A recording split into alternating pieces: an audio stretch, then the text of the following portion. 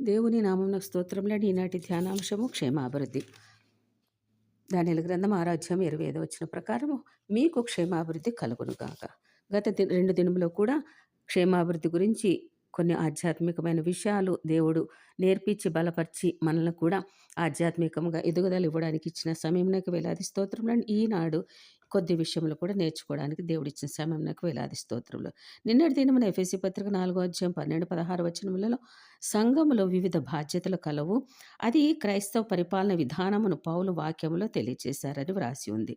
అది క్రైస్తవ సంఘములో వివిధమైన ప్రధాన బాధ్యతలు ఉన్నవట. అవి ఏమనగా అపోస్తులుగా వాడబడిన వారు. వీరు సంఘమంతటిపైన అధికారం కలవారు.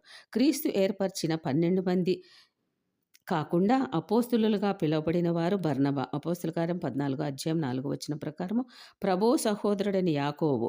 కొరింథీయులకు రాసిన మొదటి పత్రిక 15వ అధ్యాయం 7వ వచనం ప్రకారం సిల్వాను. తెస్సలోనికీయులకు రాసిన మొదటి పత్రిక 2వ అధ్యాయం 7వ వచనం ప్రకారం ఆంద్రోనీకు, యూనియా. రోమపత్రిక 16వ అధ్యాయం 7వ వచనము మొదలగు వారు క్రీస్తు పునరుద్ధానమునకు సాక్షులుగా ఉండిరి. అట్టి వారు అపోస్తులుగా వాడబడినారు.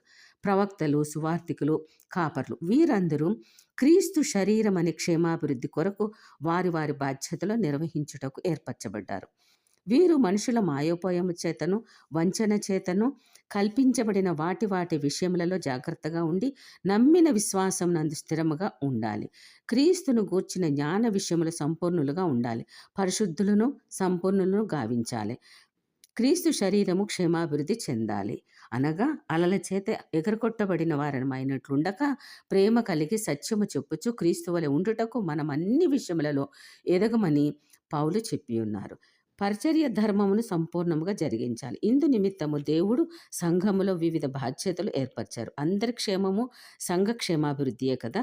శరీరంలో ప్రతి అవయవము తాను తన పరిమాణము చొప్పున పనిచేయుట వలన ఎలాగో ఆరోగ్యవంతముగా అగునో అలాగే క్రైస్తవ విశ్వాసులు తాము పొందిన కృపావరముల కొద్దీ సంఘ క్షేమాభివృద్ధి కొరకు కలిసి పనిచేయవలను. ఒకరినొకరు ఆదరణలో అభివృద్ధి. అనగా ప్రభువు తప్పకుండా వస్తారు. యేసుక్రీస్తు తన రాకడను గురించి ఎవరికీ తెలియదని, తనకు కూడా తెలియదని దేవునికి మాత్రమే తెలుసునని స్పష్టంగా చెప్పారు. మార్కు సువార్త 13వ అధ్యాయంలో, మత్తయి సువార్త 24వ అధ్యాయం 34వ వచనము, అపోస్తల కార్యాలు 1వ అధ్యాయం 7వ వచనంలో చెప్పి ఉన్నారు. ప్రభు రాకడ ఆకస్మికంగా సంభవించును. రాత్రి వేళ దొంగ వచ్చినట్లు వచ్చును. కనుక విశ్వాసులు మెలకువ కలిగి ప్రార్థించవలనని పౌలు హెచ్చరించి ఉన్నారు. సిద్ధపడని వారికి ఆకస్మికంగా నాశనం తటస్థించునని కూడా హెచ్చరించారు. ఎందుకనగా నెమ్మదిగా ఉన్నది, పర్వాలేదులే, భయమేమీ లేదులే అని చెప్పుకొంచు పాపంలోనే చీకటిలోనే జీవించువారు శిక్ష తప్పించుకొనలేరు. ప్రభు రాకడం సమయంలో గర్భిణీ స్త్రీకి ప్రసవ వేదనలు వచ్చినట్లు ఆకస్మికముగా వచ్చును. చీకటిలో ఉన్న వారికి మీదికి శిక్ష వచ్చును.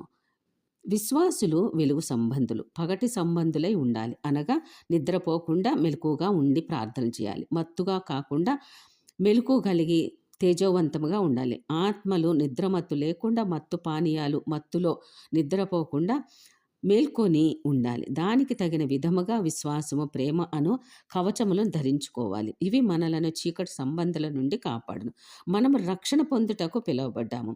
లోకస్తులు, అవిశ్వాసులైతే నిద్రమత్తులో, మత్తు పానీయములలో, మత్తుల తూలుతో పాపమునకు బానిసలగుట వలన ప్రభు దినమున వారు ఉగ్రత పాలు కావాల్సి వచ్చునని హెచ్చరించి ఉన్నాడు పౌలు. విశ్వాసులు సజీవులైనను మృతులైనను క్రీస్తుతో కూడా జీవించుటకే ఆయన మనందరి కొరకు మృతి నొంది తిరిగి లేచారు. ఒకరినొకరు ఆదరించుకొనుచు క్షేమాభివృద్ధి నొందుచు ప్రభు రాకడకు సిద్ధపడవలనని సూచించారు పౌలు. మనము ఈ విషయములలో ఒకరినొకరు ఆదరించుకొనుచు ప్రేమ విశ్వాసం కలిగి ప్రార్థనలలో ఎడతెగక విజ్ఞాపన ప్రార్థన చేస్తూ దేవుని యొక్క రాకడ కోసము ఎదురు చూడాలి. మన కుటుంబం క్షేమం గురించి మనం ప్రార్థన చేస్తూ ఉంటాము. అట్లానే దేవుడు అంటే తెలియని జనులకు దేవుని గురించి బోధించాలి. ఆత్మల రక్షణకి ఆత్మల భారం కలిగి ఉండాలి. దేశంలో అభివృద్ధి కొరకు ఉంటేనే కదా మనము క్షేమంగా ఉంటాము, మనకు అభివృద్ధి ఉంటుంది. అందుకే దేశాభివృద్ధి గురించి ప్రార్థించాలి. ప్రభు కార్యములు చేస్తున్న వారికి సహకరించాలి. అన్ని విషయములలో ఒకరికొకరు ఐక్యత కలిగి పనులు చేయాలి. సంఘంలో అందరూ ఐక్యత కలిగి సంఘ క్షేమాభివృద్ధికి పాటుపడుతూ ఉండాలి. ఈ విధముగా దేవుడు కొన్ని మాటలు పౌలు ద్వారా మనకి తెలియచేసినందుకు విశ్వాసులు, అవిశ్వాసులు, ప్రార్థన పరులు, ప్రార్థన లేనివారు, చీకటిలో ఉన్నవారు, వెలుగువారు ఏ విధముగా దేవుడు దా వారి గురించి వివరంగా మనకి చెప్పి ఉన్నారు. దేవునికి వేలాది స్తోత్రములండి. మరికొన్ని విషయంలో రేపు దేవుడు నేర్పించడానికి దేవుడు సహాయం చేయనుగాక. ఆమేన్.